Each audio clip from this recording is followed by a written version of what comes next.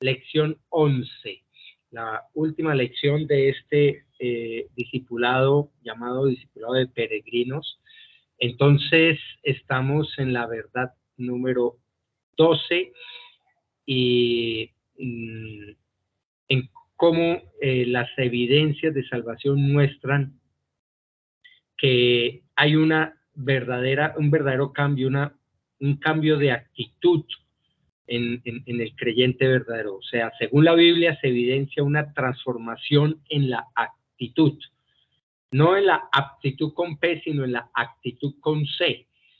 Y esto implica un cambio de forma de expresarse, de vivir, de aceptar las cosas, etcétera. Dice Hechos 5, 40 al 41.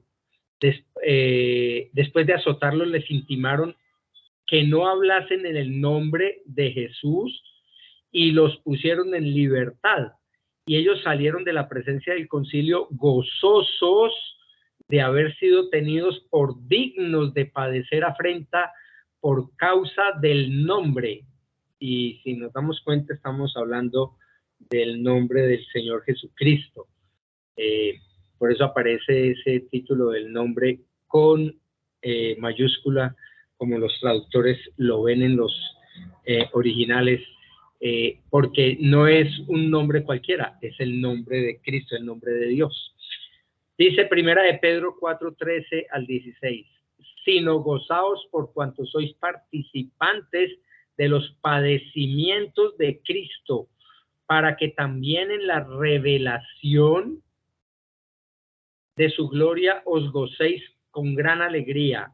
Si sois vituperados por el nombre de Cristo, sois bienaventurados, porque el glorioso Espíritu de Dios reposa sobre vosotros. Ciertamente de parte de ellos Él es blasfemado, pero por todos vosotros es glorificado. Así que ninguno de vosotros padezca como homicida o ladrón o malhechor o por entremeterse en lo ajeno. Pero si alguno padece como cristiano, no se avergüence, sino glorifique a Dios por ello. Y en esta lección, en esta verdad que tenemos en la lección número 11, vemos cómo hay una transformación o experimenta una nueva actitud ante las circunstancias de prueba cuando un creyente llega a la salvación.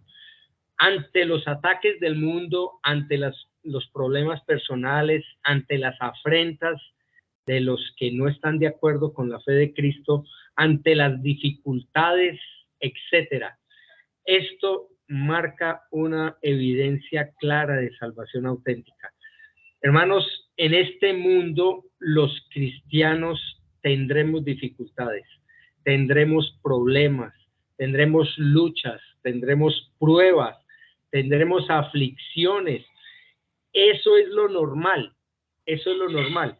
Esto no lo predica las iglesias carismáticas, pentecostales, las iglesias de la prosperidad, de la salubridad, de la emocionalidad. Eso no va con ellos, porque ellos predican un evangelio diferente. En la Biblia vamos a encontrar lo contrario a lo que están predicando todas esas iglesias.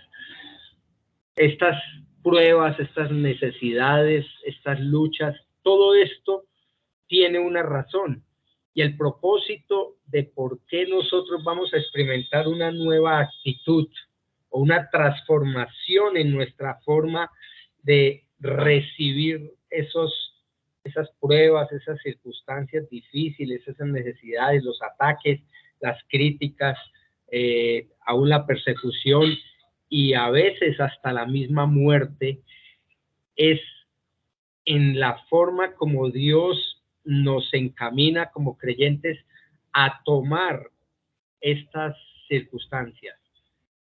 Cuando Dios nos da la verdad de que estas pruebas son para su gloria o glorifican a Cristo en nosotros, entonces cuando llegamos a esa salvación, vamos a tener un poco de esa constancia en las pruebas y necesidades, pero a la vez la esperanza y la satisfacción que Dios nos da a través de su Espíritu Santo y su Biblia para que podamos resistir esas pruebas, esas angustias, esas necesidades. Y por eso, en su gracia y en su misericordia, Dios nos tiene la bendición maravillosa de unas promesas divinas. Nosotros vamos a ver esas pruebas superadas, ese llanto, ya no más muerte, ya no más dolor en el futuro. Esas son profecías futuras que los mal llamados predicadores de la prosperidad, porque no son predicadores, son unos negociantes, usan como la forma, descontextualizan por supuesto la palabra para decirle a la gente que merecemos, somos hijos del rey, merecemos la prosperidad, merecemos la sanidad, merecemos el reconocimiento, la fama, el poder y todas esas cosas. Y en la Biblia no encontraremos versículos que digan que como cristiano esta tierra es un paraíso, que no va a haber problemas, que ni en esta vida vamos a tener que padecer. Eso es mentira. En la Biblia al contrario. Desde el principio, desde Génesis, se muestra la promesa de Dios con la caída del hombre, que la tierra va a producir cardos y espinos y sudor para poder trabajar, cuando antes se tenía una bendición.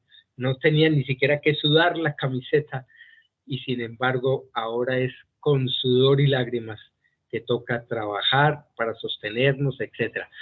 Así que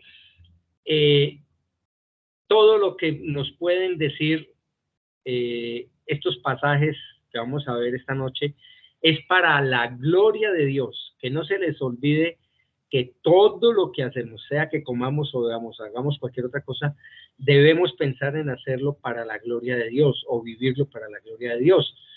Así que ni siquiera podemos pensar que esta vida pueda ser mejor que la vida eterna. O sea, estamos lejos, no podemos comparar. Dice el mismo apóstol Pablo que las aflicciones de este mundo no son comparables con la gloria venidera. Así que Cristo padeció como ser humano en esta tierra. Por supuesto, sus hijos también, sus discípulos. Por eso es que debemos depender más y más de Dios, y esto que Dios permite de persecuciones, pruebas, enfermedades, dolor, es para la gloria de Él, es para glorificarle a Él. Cuando ustedes y yo dependemos cada vez más de Dios, más se glorifica el Señor, más se glorifica. Miremos Lucas 22, versículos 41 al 44. Dice la palabra de Dios: y él se apartó de ellos a distancia como de un tiro de piedra, y puesto de rodillas oró diciendo: Padre, si quieres, pasa de mí esta copa, pero no se haga mi voluntad sino la tuya. Y se le apareció un ángel del cielo para fortalecerle, y estando en agonía oraba más intensamente, y era su sudor como grandes gotas de sangre que caían hasta la tierra. Para nosotros poder entender que las pruebas y las necesidades son necesarias, Cristo las padeció porque eran necesarios. No se equivocó Dios en mostrarnos lo humano que fue nuestro Señor, porque precisamente si Él va a pagar el pecado nuestro, tenía que identificarse con nosotros. Y en su naturaleza humana, el Señor Jesucristo sufrió. Y aquí la angustia que Él tenía, por supuesto, en el contexto era la copa de la ira de Dios, que eso es algo que ni ustedes ni yo hemos experimentado jamás. Por más duro que haya sido un machucón, un accidente, una cortada, lo que sea, una quemada, nada que ver con la angustia espiritual que experimentó nuestro Señor Jesucristo. Así que si Él lo padeció, nosotros tenemos que saber y entender que esa angustia fue tan terrible, tan espantosa. Eso es cuando dice que el sudor eran como grandes gotas de sangre, es porque se reventaron los vasos capilares del estrés tan grande del Señor. Eso es bueno, se me fue el término, hematrosis, algo así, y es que revientan los vasos sanguíneos del cuero cabelludo, y entonces con el sudor se revuelve y esas gotas de sudor eran rojas, llenas de sangre del Señor, de la angustia tan espantosa y terrible. Así que es normal, hermanos, es normal que el cristiano pase por problemas, por dificultades. Jesús lo enseñó y lo demostró y lo advirtió. Pensar que porque una persona nace de nuevo y ahora se ocupa en obedecer a Dios y en buscar la santidad, y entonces ya con eso ya no tendremos más problemas, es absurdo, hermano. Y cualquier enseñanza en el sentido de que una vez la persona nace de nuevo, ya es cristiana y ya no tiene líos en esta tierra, y va a vivir una vida feliz, como dicen las películas, y fueron felices y comieron perdices, y esa prosperidad y esa salud, eso es falso. Esa es una enseñanza que no tiene soporte bíblico, y lo demuestra el mismo Señor Jesucristo, como ya lo leímos ahí en Lucas 22. Por eso, hermanos, es que nosotros debemos tener la sabiduría para saber cómo afrontar estas pruebas, necesidades, angustias, persecuciones, dolor, enfermedades, quiebras económicas, necesidades de cualquier índole. Porque si no somos conscientes, hermanos, de estas cosas, entonces vamos a tergiversar la voluntad de Dios y la palabra de Dios, y vamos a insultar a Dios, cosa que va a ser muy triste, porque si yo no entiendo que todo lo que Dios permite soberanamente en nuestra vida, en mi vida y en la vida de ustedes, es para su gloria, entonces nos vamos a sentir como en el arminianismo. Yo por 17 años viví como un creyente arminiano, pensando que o que Dios se equivocó, o que Dios no me quiere, o que Dios es muy duro y cosas como esas. O sea, no me habían enseñado perfectamente o ampliamente, teológicamente, lo que es la soberanía de Dios en la salvación, en las circunstancias, en las necesidades. Y entonces, claro, uno podría decir, yo hubiera hecho tal cosa, hubiera cambiado este resultado, tal, y termina uno especulando, termina uno desviándose. Por eso, aún los santos hombres de Dios que nos enseña la palabra sufren y tienen necesidad, tienen dificultad, tienen problemas, tienen aflicciones. Y nosotros, unidos a los creyentes, aunque estemos en verdadera santidad, en obediencia a Dios, ahí tenemos un buen ejemplo. Job, Dios mismo lo llamó en Job 1:1, les leo. Job 1:1 dice: hubo en la tierra de Uz un varón llamado Job, y era este hombre, miren las palabras de Dios, la hoja de vida de Job: perfecto y recto, temeroso de Dios y apartado del mal. Un varón perfecto es una persona intachable, una persona irreprensible, como los requisitos que Dios dice deben cumplir los ancianos y los pastores y los obispos de la grey. Una persona irreprensible, o sea, que no tiene nada digno de qué acusarse.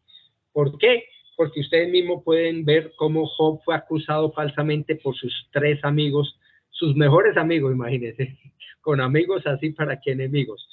Ellos acusaron a Job falsamente porque presuponían que esa prueba que él estaba soportando junto con su esposa y fue a raíz de pecado.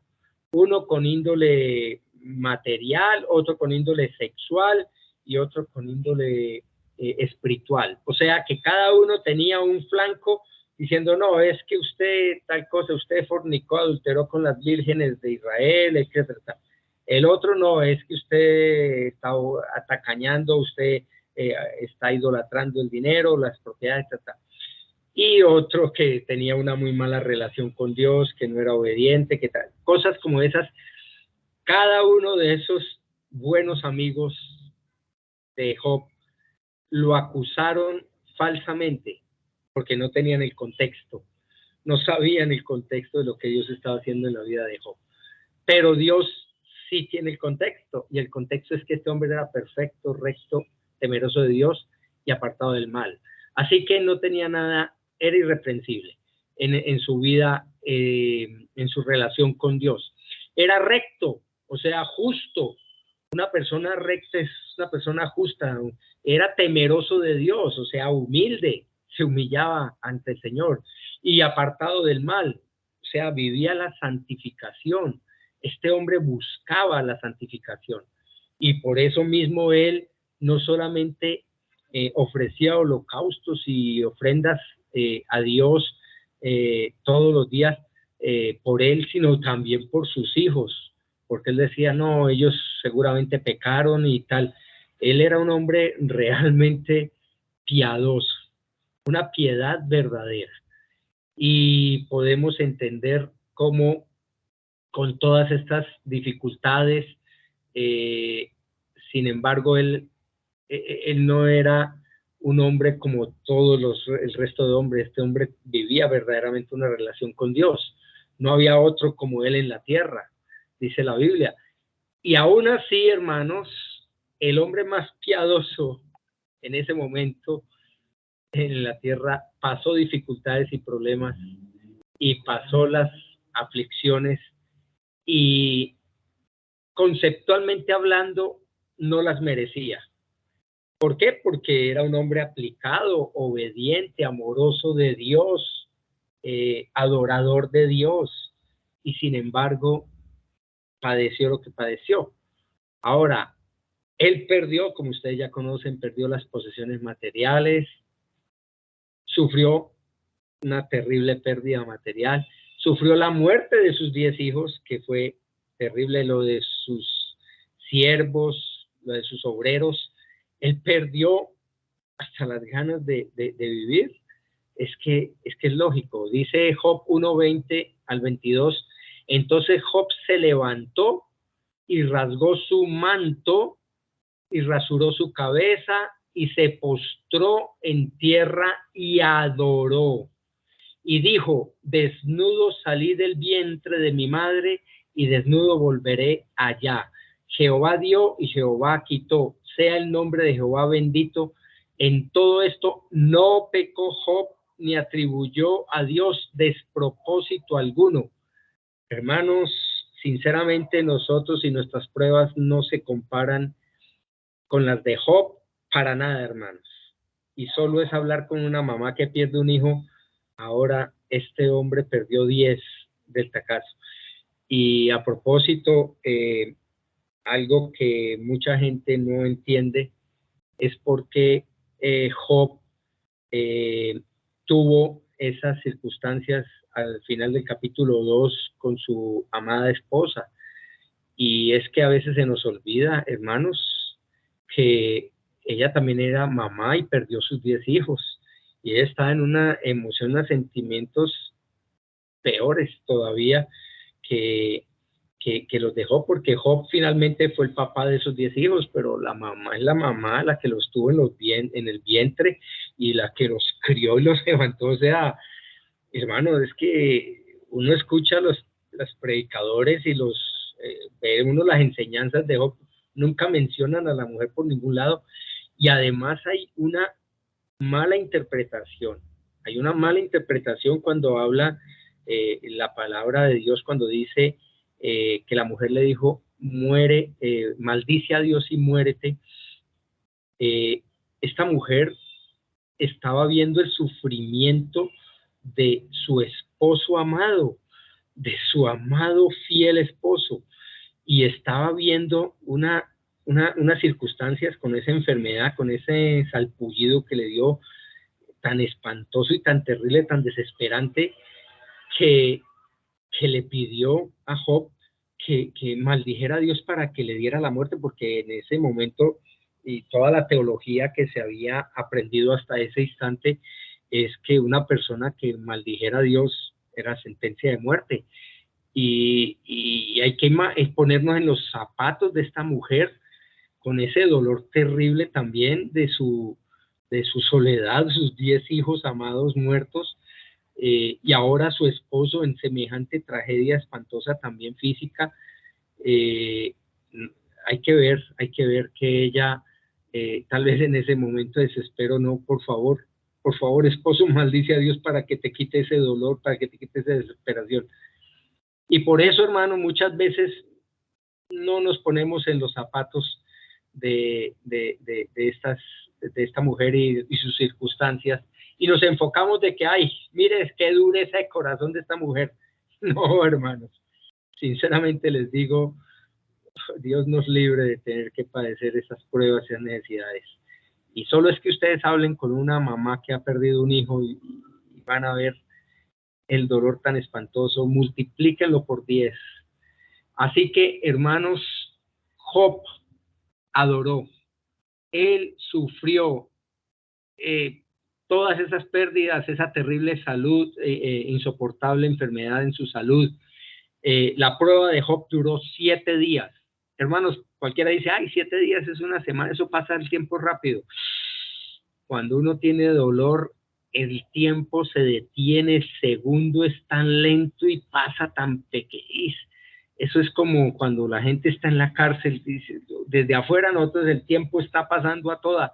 Pregúntele a una persona que está en prisión y verá que dice que no, qué lentitud. Bueno, esas son sensaciones humanas que hacen insoportable una prueba. Fueron 7 días eternos para Job hasta que abrió su boca y no se aguantó más. Así que de ninguna manera esos problemas y aflicciones que le vinieron eran consecuencia de pecado alguno, sino fueron más bien consecuencia de su ignorancia. ¿Qué ignorancia tenía Job?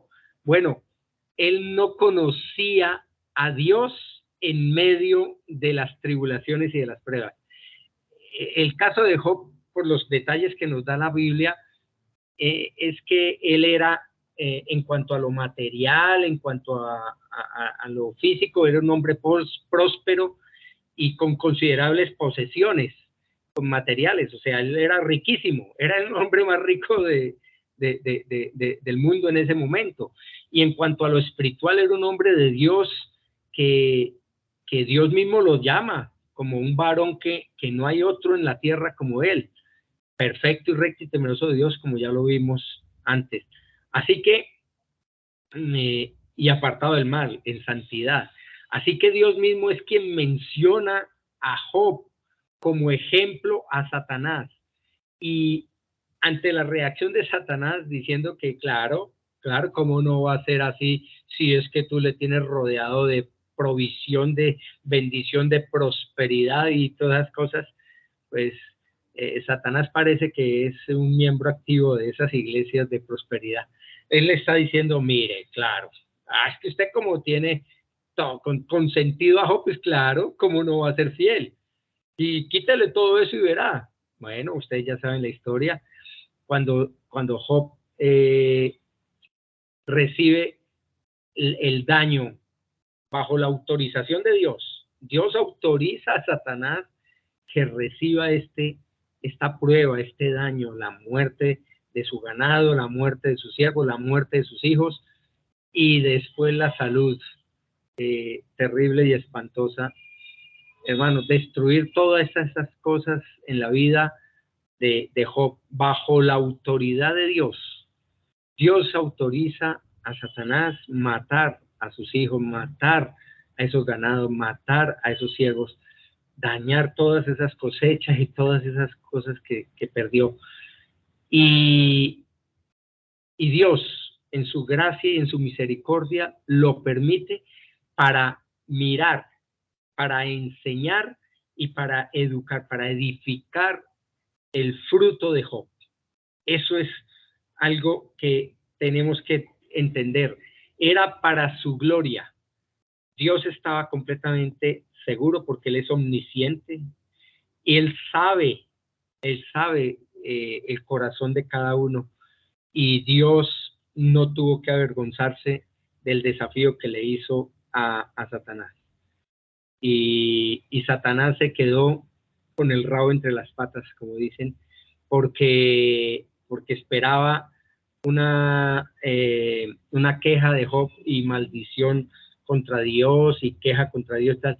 Él se quejó del día de su nacimiento y todas las cosas, pero bueno, este no es el tema de esta noche, pero es un ejemplo para saber y entender, hermanos, que la reacción de Job ante esta desgracia y en los tiempos difíciles era una reacción de un hombre temeroso de Dios, temeroso de Dios. Sí, tenía su autojusticia, necesitaba conocer más a Dios en medio de la necesidad y todo, pero él experimentó el mal por ser un hombre santo, así a carta cabal. Dios probó a este hombre y es precisamente lo probó para la gloria suya, para glorificar al Señor en medio del dolor. Esa glorificación de Dios en el dolor es un propósito mucho más alto que estar bien, que el bienestar. Es mucho mejor en la glorificación de Dios en medio de las pruebas. Por eso hay un cambio de actitud en un verdadero creyente, porque Dios considera soberanamente que es mejor que se glorifique su nombre y su presencia en el creyente, a que estemos bien, a que tengamos todo solucionado, a que Él sea nuestro Dios bombero o nuestro mayordomo para ordenarle qué hacer y qué no hacer.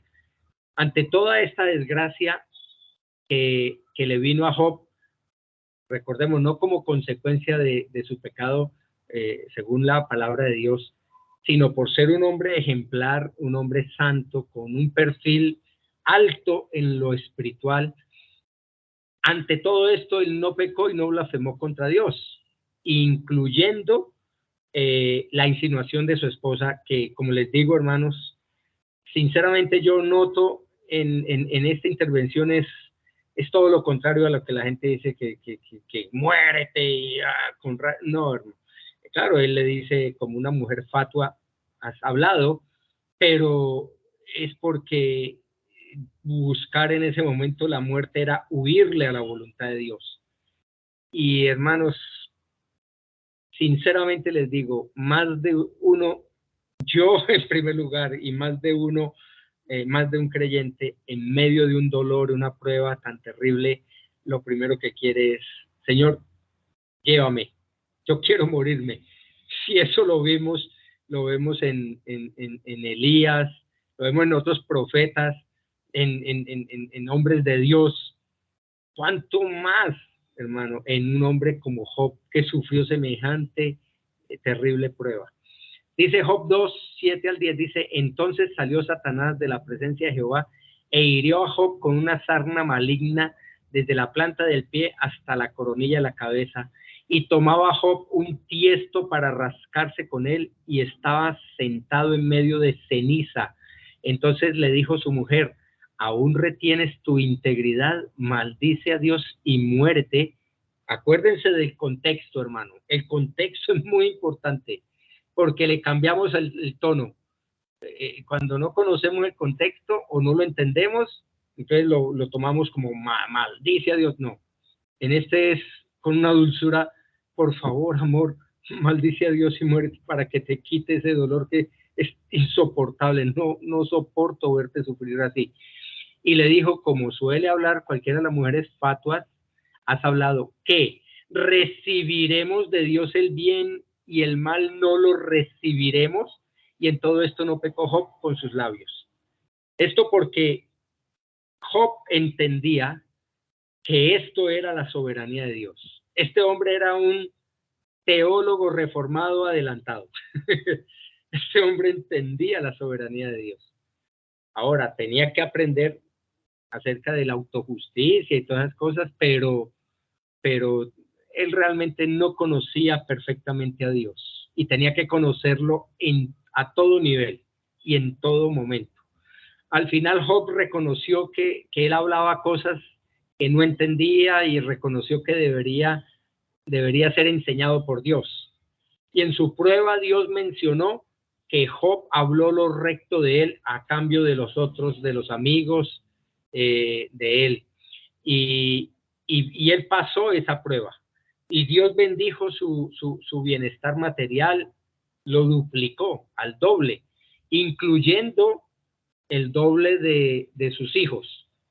Y eso podría ser irrelevante en el plano espiritual, porque lo que importa no es lo material, porque aquí son cosas temporales, no son cosas eternas lo que tengamos aquí en la tierra. Pero Job pasó la prueba completa y total, porque Dios en su gracia y en su misericordia muestra cómo en medio de semejante necesidad estaba Dios acompañándolo, estaba Dios glorificándose. Esa era la prueba que necesitaba Job. Mayor gloria. Y cuando ustedes estén glorificando a Dios, esperen tantico, porque Dios siempre va a buscar lo mejor. Muchas veces pensamos que nosotros tenemos que escoger entre lo bueno y lo malo, entre lo regular y lo pasable. No. Muchas veces Dios nos pone a escoger entre lo bueno y lo mejor. Y adivinen qué escoge Dios siempre: lo mejor. Así que no, Él no se equivoca en absolutamente nada.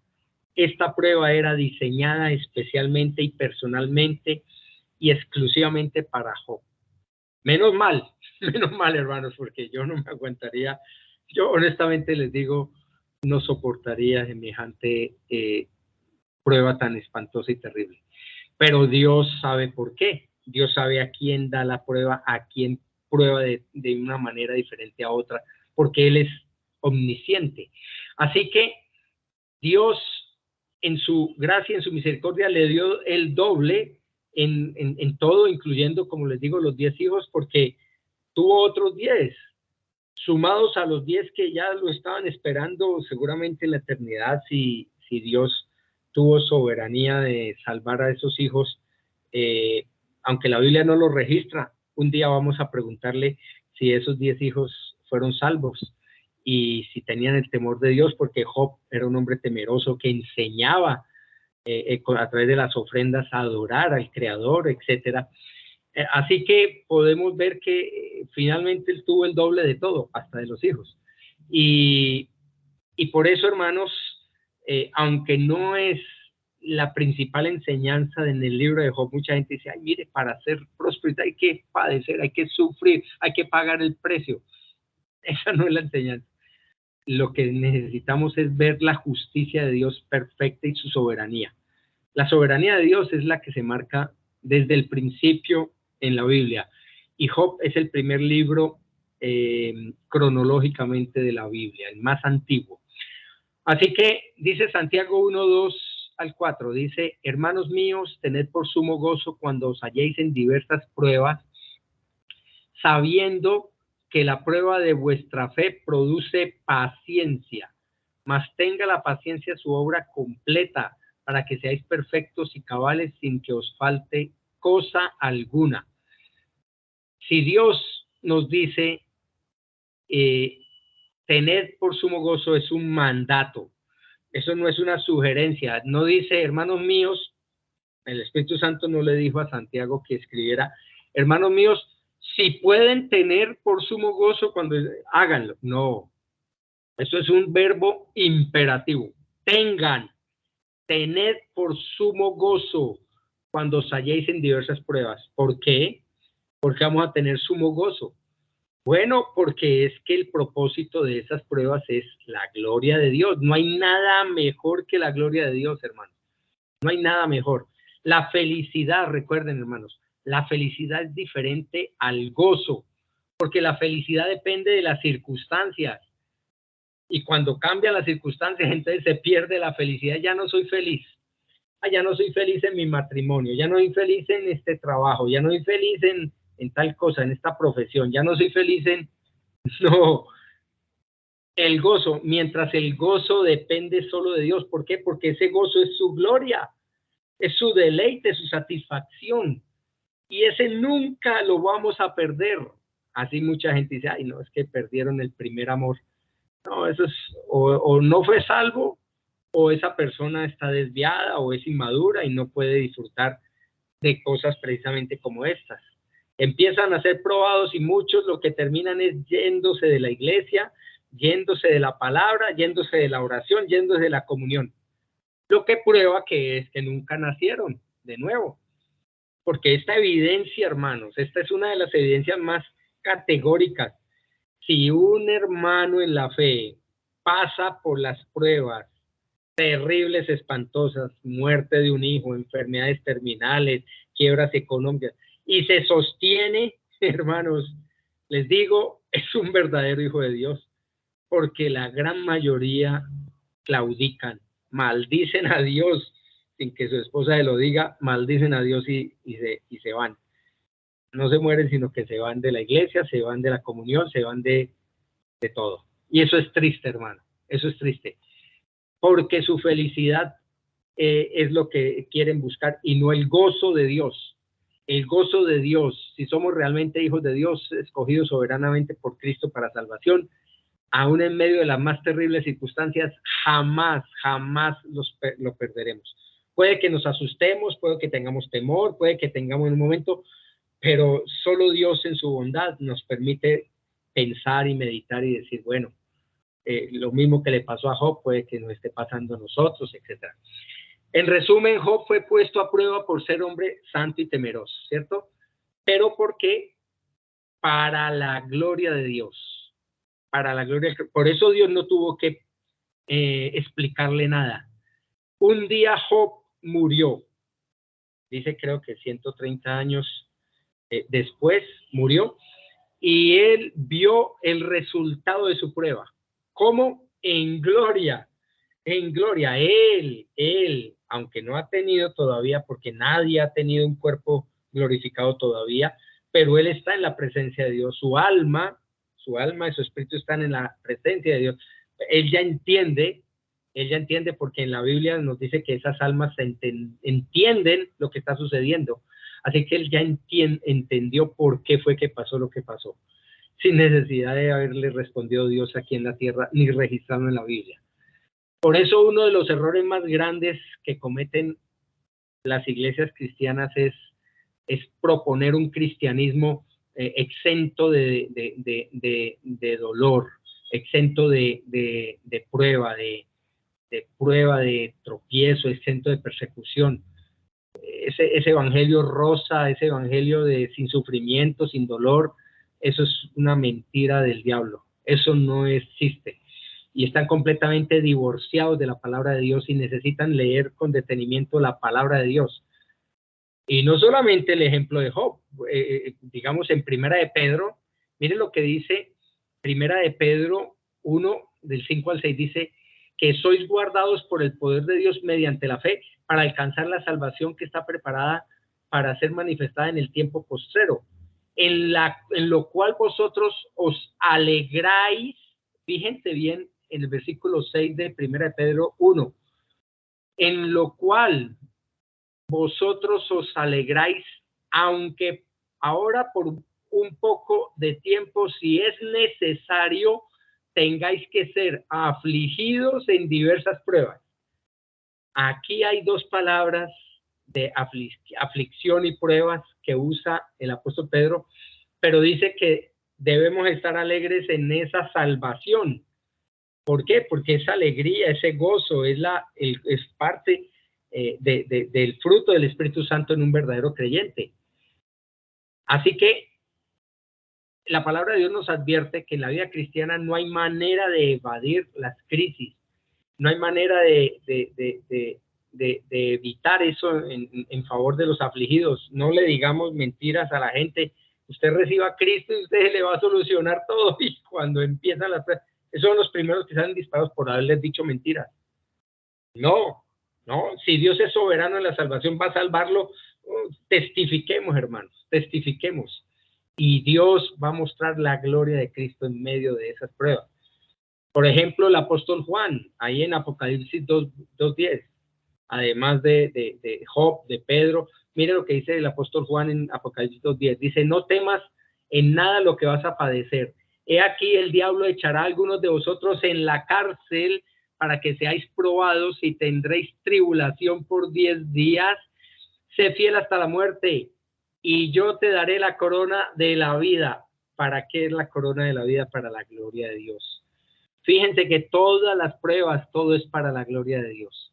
Todo es para su gloria. Dios hablando aquí a la iglesia de Éfeso, en el que el diablo echaría a la cárcel a algunos creyentes para ser probados. Pues bueno, en este caso, Dios está usando estos testimonios para que lleven a cabo la voluntad suya. En el versículo del encabezado de esta verdad número 12 estaba Primera de Pedro. Ahora un poquito más ampliado, Primera de Pedro 4:12 al 16 dice, amados, no os sorprendáis del fuego de prueba que os ha sobrevenido como si alguna cosa extraña os aconteciese, sino gozaos por cuanto sois participantes de los padecimientos de Cristo, para que también en la revelación de su gloria, fíjense, os gocéis con gran alegría. Si sois vituperados por el nombre de Cristo, sois bienaventurados, supremamente bendecidos. Cuando nosotros le huimos a la persecución y al insulto y nos preferimos callar, porque qué dirá el jefe, qué dirán los empleados, qué dirán los amigos, qué dirá la familia, qué dirán. No, somos bienaventurados cuando nos ataquen por la causa de Cristo, porque el glorioso Espíritu de Dios reposa sobre vosotros. Ciertamente de parte de ellos Él es blasfemado, pero por vosotros es glorificado. Ahí está. En medio de las pruebas, persecuciones, Él es glorificado, Él se exalta, Él se goza, se deleita y lo refleja en nuestra vida, nuestro testimonio. Así que ninguno de vosotros padezca como homicida o ladrón o malhechor o por entremeterse en lo ajeno. Pero si alguno padece como cristiano, un Cristo chiquito, no se avergüence, sino glorifique a Dios por ello. Hermanos, sin duda, la actitud correcta de un verdadero creyente en medio de pruebas es la gloria de Dios. Si una persona no busca la gloria de Dios, difícilmente podemos decir que es salvo o que nació de nuevo. Vemos aquí que la palabra de Dios habla de intensidad en la prueba. ¿Por qué? Porque no dice que tendremos una pruebita chiquita de un fosforito ahí. No, aquí no debemos extrañarnos cuando dice de la prueba de fuego que os ha sobrevenido como si alguna cosa extraña os aconteciese. Aquí la palabra que se traduce como fuego es el griego pirosis. Y ese griego pirosis, ustedes han escuchado, un pirómano. Esa es una persona que enciende cosas, que prende fuego y quema cosas. Un pirómano es una persona que tal. De ahí viene la palabra de pirosis. Y ese pirosis significa lo siguiente: prueba ardiente o prueba de fuego. Es una cosa abrasadora y solo aparece en la Biblia en dos ocasiones. Aparece aquí en el pasaje de Primera de Pedro 4 y aparece en Apocalipsis 18, esa pirosis. Y esa descripción, esta palabra se usa para describir en Apocalipsis 18 para describir la hecatombe que sufriría o que sufre ahí en Apocalipsis 18 Babilonia la grande, ¿no? Así que dice Apocalipsis 18 en cuanto a Babilonia que va a ser prendida en fuego. Así que ese término es traducido en varias partes como incendio, se traduce como incendio. Y es la idea de un horno espantoso en el que todo se está quemando, tal como le pasó a los amigos de Daniel, ¿recuerdan? En un horno de fuego. Bueno, así es el fuego de la prueba. Si somos verdaderos hijos de Dios, el fuego de la prueba llegará, hermanos. Si tú te consideras un hijo de Dios verdadero, nacido de nuevo, no te asustes cuando vengan las duras pruebas. Yo tuve que aprenderlo desde el principio porque así Dios lo dispuso y fue lo mejor que me pudo pasar. Si va a llegar algo, que llegue pronto. Es mejor afrontar las cosas con la sabiduría de Dios. Y ya Dios nos lo anticipa. Así que no dejemos que nos desconcierten estas pruebas, estas necesidades cuando aparezcan. Porque primero, fíjense bien, cuando nos pase algo, lo primero que debemos pensar es que esto es para la gloria de Dios.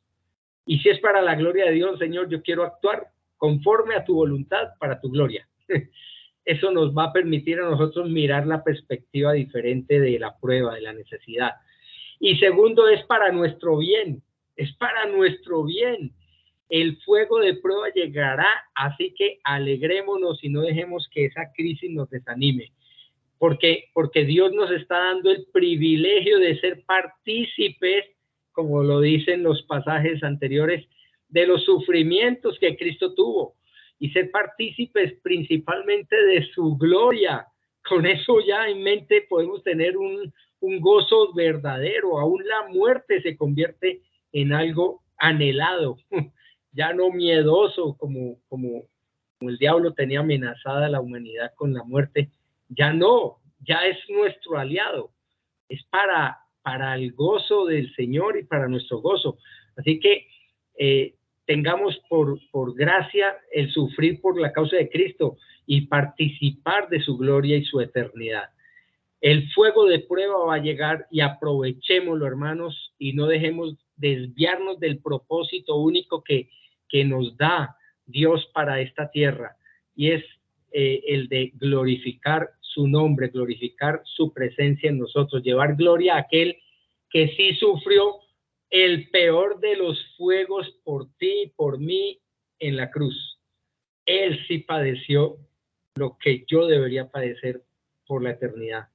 Así que ningún fuego comparable, ninguna prueba, ni Job, ni David, ni Salomón con las persecuciones, ni el apóstol Pablo con las cárceles, los azotes, ni la decapitación de los discípulos, ni, mejor dicho, nada. La muerte de John Huss en la hoguera, las persecuciones, cárceles injustas, todo eso reunido ni siquiera llegan a los tobillos de la prueba de Jesucristo en la cruz. Eso no tiene comparación, hermanos. No tiene comparación. Por eso la vida cristiana no es un jardín de rosas, no es color de rosa, no es fácil. La vida cristiana es imposible. La vida cristiana, como yo les he dicho, es que es tan imposible, hermanos, que solo Cristo la puede vivir en nosotros. Así que no piensen ustedes que en esta vida vamos a tener un seguro contra los incendios, contra las pruebas de Dios. Al contrario, nos aseguran las pruebas de Dios. Usted quiere comprobar que es creyente, hermanos, pídale a Dios que te lo muestre y verá. Él te lo va a mostrar. De hecho, es la garantía de que llegará esos incendios, esas pruebas. Cuando pasemos por las pruebas, recordemos, hermanos, las palabras que el mismo profeta Isaías, bajo la inspiración del Espíritu Santo, escribió. Y yo creo que Pedro estaba pensando en Isaías cuando escribió lo que hemos leído esta noche en esta lección. Isaías 43:2 dice, Isaías 43:2 dice, cuando pases por las aguas, yo estaré contigo, y si por los ríos no te anegarán. Fíjense bien en esta segunda parte del 2. Cuando pases por el fuego, no te quemarás, ni la llama arderá en ti. Hermanos, no hay duda que ante el fuego de la prueba hay que ser realistas y hay que ser optimistas. Cristo está conmigo, Él no me abandona, Él está en esa presencia y no va a dejarnos solos. ¿Por qué? Dice, yo estaré contigo. Y eso lo prometió el Señor en la gran comisión. Aquí yo estoy con vosotros todos los días hasta el fin del mundo. Amén. Así que eso también incluye las pruebas y necesidades. Dios está con nosotros, contigo, amado hermano. Así que no nos pase por la mente siquiera dudar, porque dudar en medio del dolor, de las pruebas, de las circunstancias difíciles, es insultar a Dios directamente, es robarle la gloria a Dios, y eso es todo lo contrario para lo cual Dios nos creó y para lo cual Dios nos salvó. Bueno, hermanos, por tiempo ya paremos aquí.